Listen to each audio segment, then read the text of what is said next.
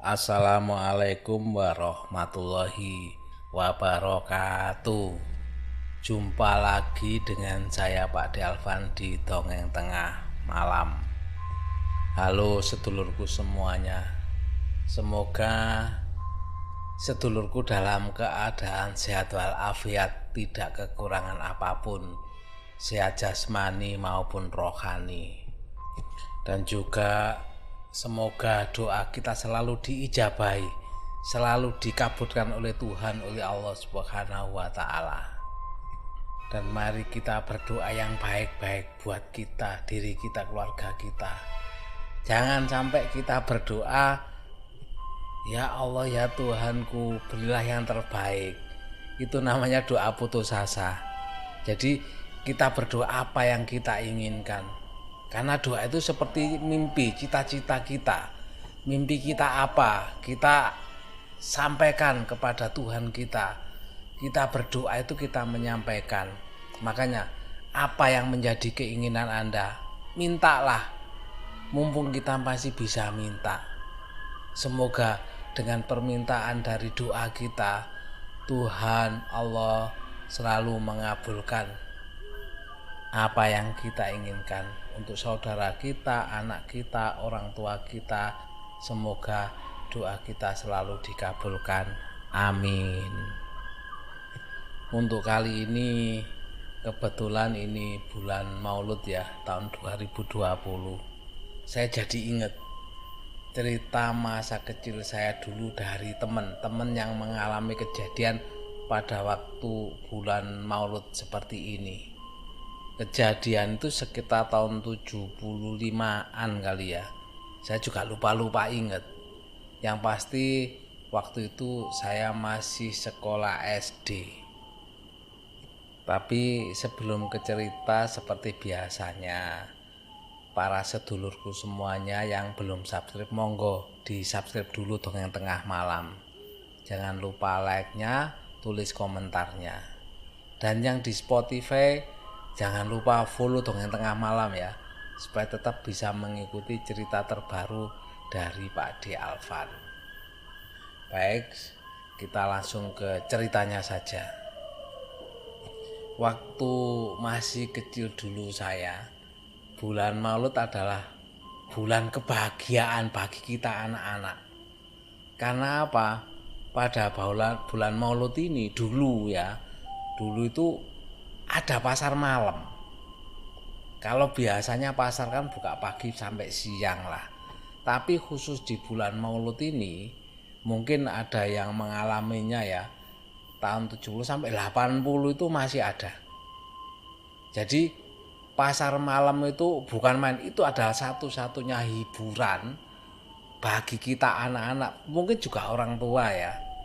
Karena di pasar malam itu seperti menjual barang-barang keinginan kita anak kecil.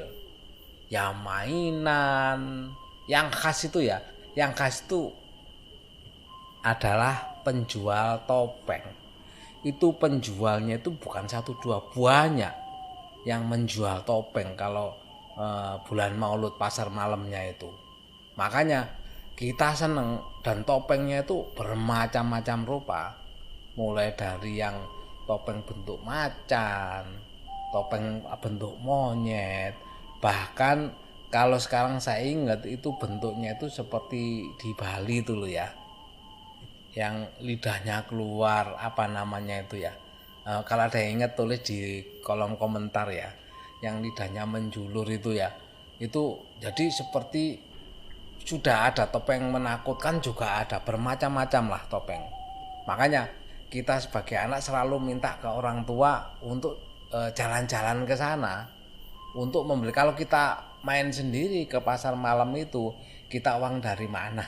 Makanya kita biasanya minta ke orang tua supaya mengajak kita untuk datang ke pasar malam tersebut. Karena banyak teman-temannya Pak D pada waktu itu ya, masih kecil, seneng beli topeng itu. Karena hiburan satu-satunya yaitu main, tidak seperti anak sekarang ya. Kalau anak sekarang itu kan pakai smartphone, main game dan sebagainya. Kalau zaman dulu nggak ada. Yang ada kita main mulai pentak umpet, main kelereng, main banyak lah. Istilahnya sembunyi-sembunyi jumblo singitan kalau saya dulu mengistilahkan ya. Jadi kita sembunyi terus dicari, lah itu namanya jumblo singitan. Mungkin ada kata-kata lain ya, penyebutan lain ya. Mungkin tiap daerah kan berbeda-beda. Makanya kita setelah mendapat apa yang kita inginkan, terutama banyak yang beli topeng memang. Jadi kita itu main sampai malam. Sebenarnya pasarnya sih agak jauh ya, tapi di kampung pada zaman itu kalau mulutan gini karena liburan juga kan, banyak anak main, makanya banyak juga orang menyalakan lampu obor. Jadi di halaman itu banyak dikasih lampu-lampu obor. Jadi suasananya itu bener-bener meriah lah kalau ingat masa kecil itu. Makanya kita anak-anak bermainnya juga sampai malam. Jadi kejadiannya itu pada waktu kita bermain di malam hari. Setelah kita mendapatkan apa yang kita inginkan ya, salah satu yang tadi saya ceritakan, banyak anak-anak yang beli topeng karena senang dengan topeng itu. Dan bagi yang mungkin orang tuanya nggak nuruti ya, mereka sampai bikin topeng sendiri dari kertas, dikasih lubang di matanya itu, dikasih karet gitu aja. Sudah buat mainan. Jadi malam itu banyak yang pakai topeng-topengan gitu. Lah, salah satu permainan itu ya saya cerita tadi jumblo singitan. Jadi kita berapa anak di situ yang main, misalnya ada 7 atau 8 anak, itu pakai hompimpa. Yang kalah dia akan berjaga, yang lainnya bersembunyi. Lah karena kita kan tadi seperti saya ceritakan, banyak anak-anak kan yang beli topeng, main topeng. Jadi kita bermain tuh sambil memakai topeng karena senengnya topeng itu sembunyi juga dipakai. Dan itu main sampai lupa waktu. Kalau biasanya ya habis sisa itu kan sudah sepi. Semua orang pada di rumah masing-masing. Lah kebetulan di rumahnya Pak Denny ya, zaman dulu ya. Zaman dulu kalau orang nonton TV itu kan gak semua orang punya. Alhamdulillah orang tuanya Pak D ini kebetulan punya TV. Jadi rumah Pak D termasuk salah satu rumah yang rame dikunjungi orang untuk nonton TV. Dan kebetulan juga halaman rumah itu kan juga agak luas. Jadi kita bersebelahan dengan rumah yang sama, halamannya sama-sama luas. Makanya di situ dipakai tempat untuk bermain. Dan itu agak menyamping, memang ada kebun-kebun ya. Tapi karena halaman luas, makanya seneng main di situ. Oh ya, sedikit gambaran ya. Dulu pernah saya ceritakan di cerita batu atau apa itu ya. Nah, di sebelah rumah saya itu kan gang. Lah gang itu gang buntu. Lah mainnya itu salah satunya di gang situ sembunyinya itu. Dan saking asiknya main, kita ini sampai lupa waktu. Kalau nggak salah mungkin ya jam waktu itu sudah jam 9. Anak-anak ini pada bangun semua masih bermain karena libur ya. Masih bermain. Bahkan mungkin lebih dah. Kalau saya ingat saya itu dunia dalam berita itu kan jam 9. Itu selesai kok dunia dalam berita itu. Ya mungkin setengah 10-an kali ya. Itu mereka masih asik bermain sama teman-teman itu. Kita sembunyi sambil pakai topeng. Sampai sekitar hampir jam 10 kan bermain kita sudah selesai. Lah selesai kan anak-anak mereka pada pulang semua. Nah, setelah pulang semua, ternyata ada satu anak itu yang belum pulang. Sebut saja namanya Selamat. Selamat ini tadi awal-awalnya memang ikut bermain sama kita-kita. Tapi setelah kita pulang semua, kita kan nggak merhatikan Selamat tadi di mana, main sampai selesai apa enggak. Karena nggak pulang-pulang sampai kakaknya ini mencari. Kan anak-anak sudah berkumpul, sebagian sudah pulang. Sudah nggak main lagi lah petak umpet itu atau jumblo singitan itu. Karena nggak pulang-pulang, kakaknya ini mencari, disuruh orang tuanya. Nanya-nanya. Lu Selamat kemana katanya? Kok Selamat belum pulang sampai sekarang? Lah kita yang ditanya juga nggak tahu. Tadi awalnya ikut main terus dia nggak memperhatikan lagi. Selamat kemana? Karena nggak ada, otomatis kakaknya ini mencari tempat di mana dia bersembunyi. Ya termasuk di gang sebelah rumahnya Pak D tadi. Setelah dicari kemana-mana nggak ketemu. Sampai ke belakang rumahnya Pak D. Rumah Pak D kan agak panjang. Lah di belakang itu kan lampunya juga terbatas, nggak ada lampu penerangan lagi. Yang ada kan memang di pinggir jalan. Lah masuk gang buntu di samping rumahnya Pak D ya nggak ada lampu. Lah di situ kakaknya Selamat mencari terus sampai kakaknya itu kan di belakang rumahnya Pak D, seberangnya itu kan itu gang ya. Itu kan ada kebun-kebun yang agak rimbun. Lah di situ Selamat melihat, loh kok ada sepertinya ada anak di situ. Ya otomatis didatangilah sama Selamat. Walaupun gelap-gelap tapi setengah-setengah kan bisa melihat ya. Mata kita kan mata paling sempurna, walaupun gelap itu masih sedikit bisa melihat, apalagi kita lama di kegelapan ya mata bisa menyesuaikan. Lah Selamat itu melihat apa itu adiknya. Jadi dia melihat seperti ada anak, tak tahu anak atau seperti ada anak kecil itu di kebun itu ya. Itu seperti duduk jongkok gitu loh. Duduk jongkok kan kakaknya juga ingat bahwa Selamat kan juga habis dibelikan mainan topeng-topengan sama seperti teman lainnya. Lah pada waktu kakaknya itu kan mendekati ke arah anak yang jongkok tadi. Waduh, maaf ya. Saya sambil cerita ini sampai bulu kuduk saya juga masih berdiri loh ini. Saya masih mengingat kejadian waktu itu. Jadi kakaknya itu mendekati, dikira adiknya itu. Dan di situ kakaknya itu melihat, loh adiknya kok topengnya gak dicopot, pikirnya seperti itu. Jadi dia itu seperti wajahnya itu memang kan topengnya mungkin gak tahu topeng apa, dikira topeng, ya topeng lah. Memang wajahnya itu agak serem katanya. Ini anak-anak tapi wajahnya serem lah, dikira pakai topeng, otomatis kan dideketi. Dipanggil-panggil lah sama kakaknya. Selamat, ngapain kamu di situ? Lapo kon di kuno, bahasa Jawanya ya. Nang mulai, cepet pulang katanya. Lah, adiknya ini si Selamat ini itu diem aja di situ. Jadi tetap jongkok di kebun itu. Nah, karena adiknya diem aja, kakaknya ini kan mulai agak kesal dengan kelakuan adiknya. Sudah dipanggil-panggil kok masih tetap diem aja. Lah, kakaknya ini ya semakin mendekati sambil agak marah-marah, sambil dibentak-bentak, Selamat, sampai dipanggil gitu. Ayo pulang, dicari ibu katanya. Kamu disuruh cepet pulang, ngapain kamu di situ itu? Lapo kon di kunuiku katanya. Nah, kakaknya ini sambil marah-marah kan juga sambil mendekati si Selamat ini. Dan Selamat itu katanya masih tetap diem aja di situ, nggak bergerak sedikit pun. Sampai semakin dekat kakaknya itu mungkin ya jaraknya katanya itu ya lebih kurang 2 meter lah.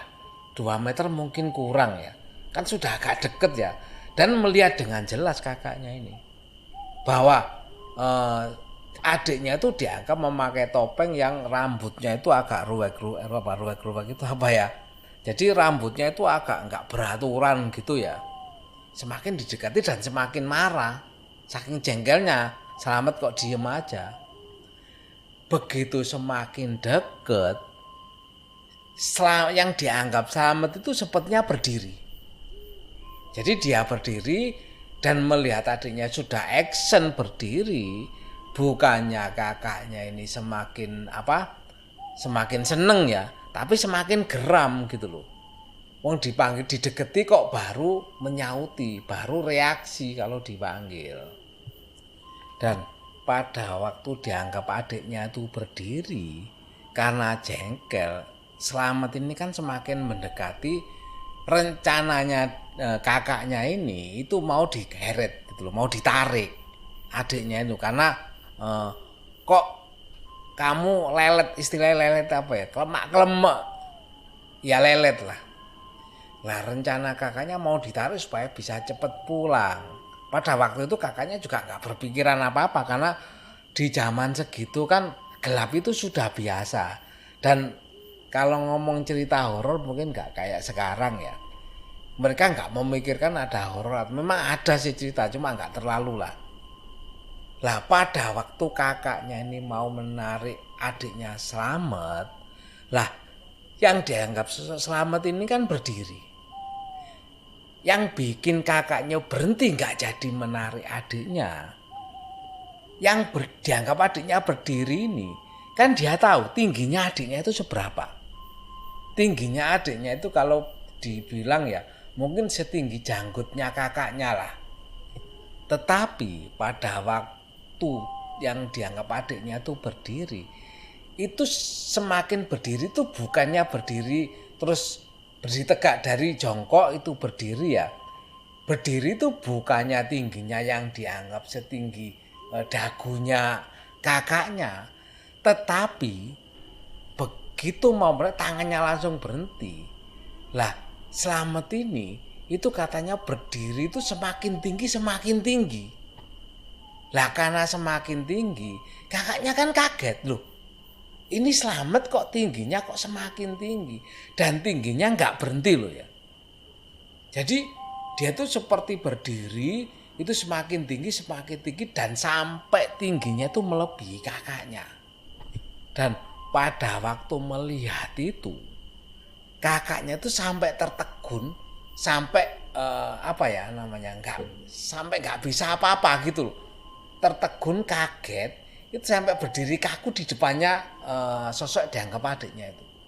Jadi sosok itu dengan rambut yang terurai nggak karuan itu berdiri katanya semakin tinggi dan tingginya sampai kakaknya itu mendongakkan kepalanya ke atas. Mungkin kalau tinggi mungkin setinggi rumah katanya. Itu yang bikin kaget kakaknya ini. Bukan hanya kaget, sampai merasa takut. Dan yang bikin lebih takut lagi, setelah sosok itu berdiri tingginya mungkin setinggi rumah, sosok itu itu tertawa dengan suara berat. Jadi suaranya itu seperti suara kalau nggak bisa dibayangkan saking takutnya, serem lah katanya. Jadi dia tertawa, wah, jadi seperti itu katanya. Dan suaranya itu di kupingnya kakaknya Slamet ya. Jadi suaranya seperti mendengung di kupingnya itu dengan suara yang berat, yang keras. Sampai kakaknya Slamet itu bukannya lari ya, maunya lari. Itu apa? Kakaknya itu langsung lumpuh. Dia langsung terduduk, nggak bisa apa-apa. Saking takutnya katanya. Dan sosok itu sambil tertawa itu katanya naik terus sampai menghilang dari pandangan kakak. Dan yang bikin heran kakaknya itu bukannya takut kan harus menutupi ya. Dia nggak bisa menutupi katanya. Jadi dia tertegun seperti disuruh melihat sosok itu sampai menghilang. Padahal maunya itu nggak pingin melihat karena takut ya. Tapi dia nggak bisa berbuat apa-apa. Jadi dia itu waktu melihat itu sampai mendongak ke atas, sampai mendengar suara ketawa dan langsung terduduk lumpuh, nggak bisa bergerak badannya itu, nggak bisa apa-apa. Bahkan mau berteriak saja katanya nggak bisa. Dan itu berlangsung kalau mungkin menit ya, bisa sampai 5 menitan lah. Kakaknya Slamet itu lumpuh di kebun itu nggak bisa apa-apa. Sampai katanya dia itu berusaha ke depan karena nggak bisa jalan, lumpuh ya badannya itu. Sampai ngesot itu menyeret badannya ya. Jadi dia menyeret badannya itu supaya bisa, karena saking takutnya dia sampai kakinya katanya nggak bisa digerakkan. Dan menyeret badannya sampai setengah perjalanan baru dia katanya mulai bisa bergerak. begitu mulai bergerak dia lari ya. Bukannya lari orang yang kayak pelari gitu, lari sambil sempoyongan. Karena apa? Kan habis merasa lumpuh. Dia langsung lari ke depan rumah saya. Rumah saya kan masih rame, orang-orang nonton TV. Sampai di depan rumah saya dia langsung bukan geblak, langsung menjatuhkan dirinya dan belum bisa ngomong. Ditanya orang-orang cuma gitu loh, katanya seperti lehernya tercekik nggak bisa bicara. Dan orang-orang juga kaget, kenapa kakaknya selamat ini. Sampai diambilkan minum, disuruh tenang, barulah bisa berbicara kakaknya selamat tuh. Dan bicaranya pun nggak bisa kayak orang bicara karena habis melalui kejadian seperti itu ya. Jadi bicaranya sampai terpatah-patah, nggak bisa ngomong jelas. Setelah tenang barulah bicara walaupun terpatah dan orang ngerti maksudnya kakaknya selamat ini. Lah terus selamatnya di mana? Setelah dicari-cari, ternyata selamat itu ya, itu kan tadi habis main-mainan, ternyata setengah permainan, nggak tahu selamat mungkin capek atau apa, itu masuk di teras rumahnya Pak D ya. Ternyata selamat itu tertidur di pojokan di situ. Makanya kita nggak tahu selamat tadi pergi kemana. Ternyata selamat tertidur di teras rumahnya Pak D. Nah setelah selamat ketemu, orang-orang kan kasihan ngelihat kakaknya selamat. Akhirnya sama orang-orang kakaknya ini dituntun, diantarkan apa? Nggak berani pulang sampai kakaknya selamat ini. Nggak berani pulang karena masih rasa takutnya itu masih ada. Makanya sampai diantarkan orang-orang untuk pulang ke rumahnya. Nah itu tadi cerita yang masih inget ya, sempat saya inget. Makanya jadi samar gitu loh. Gara-gara topeng yang beli di pasar malam sampai kakaknya itu mengira sosok yang bukan dunia kita ya. Dikira adiknya yang pakai topeng. Tapi kalau sekarang nggak seperti dulu ya. Nggak tahu masih ada nggak pasar malam ya kalau bulan Maulud gini ya. Karena di tempat Pak D sekarang ini ya, walaupun malam pasarnya itu sudah rame. Jadi siang sampai malam itu pasarnya rame. Kalau dulu enggak memang. Rame sampai siang aja, sore agak sepi, malam sudah jarang sudah di pasar itu yang buka toko-toko itu. Tapi kalau sekarang ini yang enggak spesial lagi, karena malam ya sudah biasa di pasar itu pasti rame dan terang benderang banyak toko yang buka. Monggo, mungkin ada sedulur yang punya pengalaman atau kondisi yang sama pada waktu di bulan Maulud itu ya, bisa tulis di kolom komentar. Jadi seperti mengenang masa lalu lah. Bagi yang mungkin usianya lebih kurang plus minus ya di atas 40 atau apa, mungkin kalau hidup di desa barangkali ada kebiasaan seperti yang di daerahnya Pak D. Itu tadi cerita masa kecil di tahun 70-an ya. Mudah-mudahan sedulur semuanya bisa terhibur dengan cerita masa lalu ini. Dan terima kasih saya sampaikan kepada sedulurku semuanya yang selalu setia mendengarkan cerita dari Dongeng Tengah Malam. Atau kalau ada yang punya pengalaman masa kecil seperti itu ya, atau cerita lain ya di masa kecil, bisa kirim cerita Dongeng Tengah Malam ya via email. Emailnya dongengtengahmalam@gmail.com. Monggo bisa dikirim di email tersebut. Sebelum saya akhiri, saya ingatkan lagi ya, monggo yang belum subscribe di subscribe dulu. Yang di Spotify monggo follow dulu supaya tidak ketinggalan dengan cerita dari Dongeng Tengah Malam. Sekali lagi saya sampaikan terima kasih buat semuanya sedulur Dongeng Tengah Malam, dan saya akhiri wassalamualaikum warahmatullahi wabarakatuh.